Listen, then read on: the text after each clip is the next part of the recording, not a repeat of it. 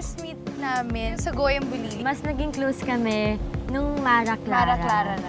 Ako, feeling ko kay Julia siya yung maingay, yung super tawa lang siya ng tawa. Iba yung gusto ko sa gusto niyang laro sa Barbie. Ako parang gusto ko yung taya-taya, ganyan-ganyan. Ganon. Julia is very real. So, hindi siya yung iba yung character niya pag may camera, tapos iba naman pag behind the camera.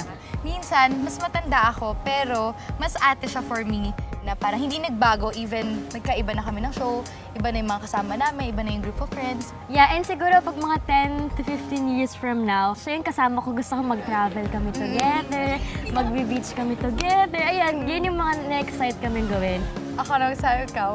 Ako ba? Sige, ano mo? Okay, US tour namin, nakasuot kasi ako ng dress na fitted. Tapos, since nag-reach out ako sa mga tao, nag-open yung zipper niya hanggang dito. Tik na talaga ako mahubaran sa stage. Kaming dalawa, nagpanik kami, hindi naman alam gagawin namin. So, parang hinog na lang niya ako na ganyan para walang makakita. In a way, parang awkward siya tingnan kasi nakayakap ako sa kanya, pero sinasayawan ko siya. Sabi ko, Terate, atras tayo.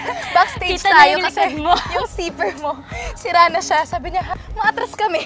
Sumasayo kami habang Naka-exit maatras. kami. And good thing, wala naman pictures. Hindi nila nahalata doon. Isa yun sa mga Back-friend moment. Back-friend moments namin. Mayroon po ba hindi nasabi? Julia, my back friend. I'm so proud of you. Diba? Deserve naman niya kung anong meron siya ngayon. And the right guy will come very soon for you. Wow, for that! Ako yung unang mag-check sa kanya kung pwede ka kay Julia. Ganyan. I-judge ko muna siya. Ayun! Ayoko to eh. Kat, my back friend. Siguro I can say na parang feeling mo parang walang tawad dyan. Always remember, always here. Your ate, your best friend. Ako na nang unang malulungkot kapag malungkot ka, so stay happy. And I love you. My back friend.